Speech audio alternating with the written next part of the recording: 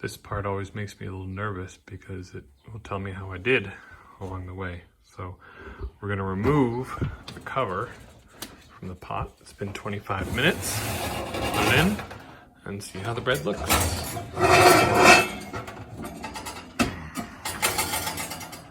Looking pretty good. Got a nice tall oven spring.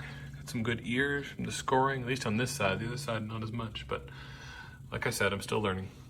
Anyway, we're gonna put it back in the oven at a much lower temperature and give it another 15-20 minutes.